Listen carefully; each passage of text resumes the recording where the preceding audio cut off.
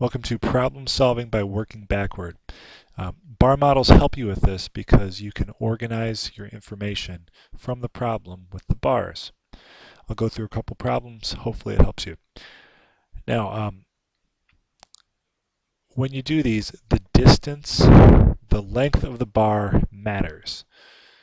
So I'm given that I like candy bars. I start at the end. How many Milky Ways were in the bag to begin with? So if this is my bag of Milky Ways, I'm going to want this amount, this total. Now I use details from the problem. Mr. Thompson likes them, opened a bag and immediately ate half. So that means I took this bag and immediately half of it was gone. Okay, that's what I ate. So what I'm left with is half that amount. Here's what I'm left with.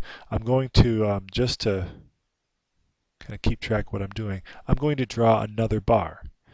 Notice that it is exactly as long as half of the other bar, the bag which this bar represents. So I ate half of those. Next,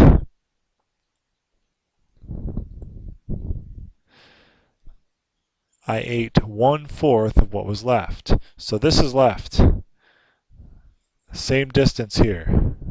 I ate 1/4 of this. So I'm going to divide this into 4 pieces.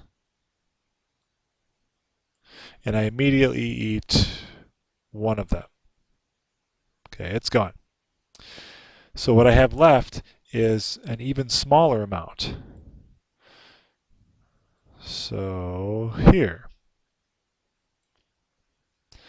Then it says I ate 3/4 of the remaining amount.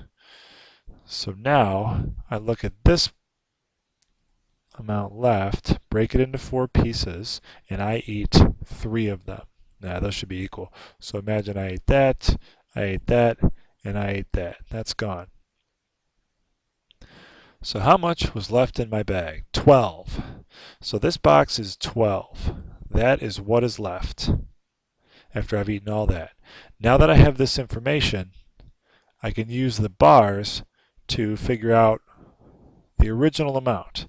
So if this is 12, if this what I have left is 12, I know I broke this remaining amount into 4 boxes. So if that's 12, that means I've got 12 here, and 12 here, and 12 here. So in all, this amount is 48.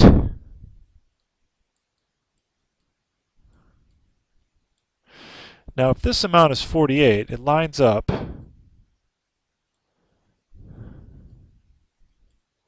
with this amount right here. In fact, I'm going to draw my line all the way through. This amount is 48.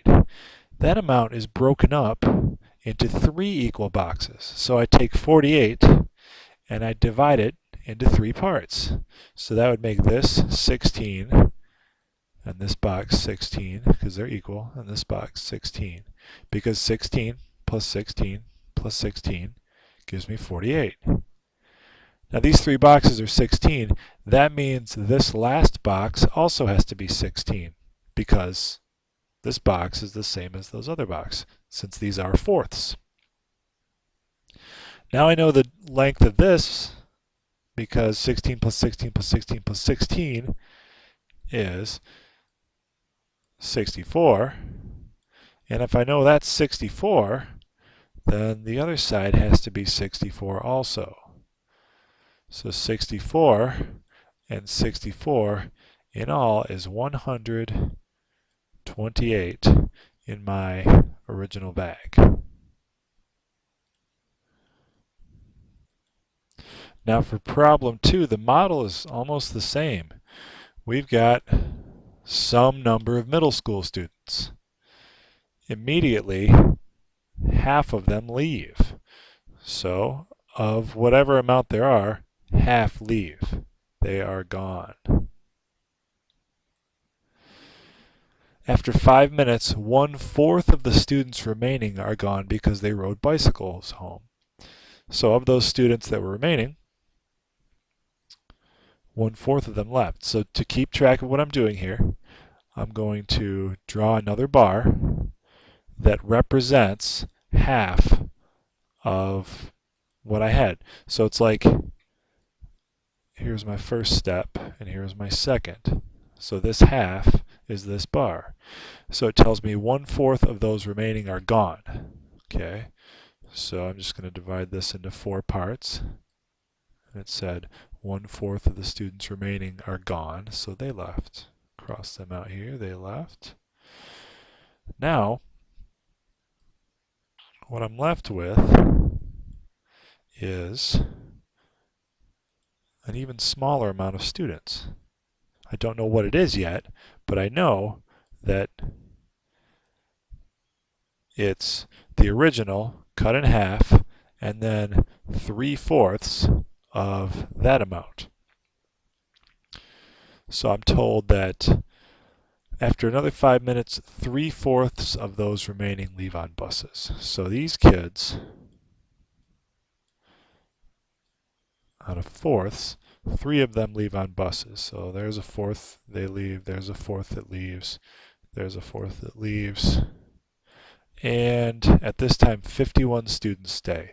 So these are the kids that are still there. So once you've got that, you know this amount, and you can kind of work backwards.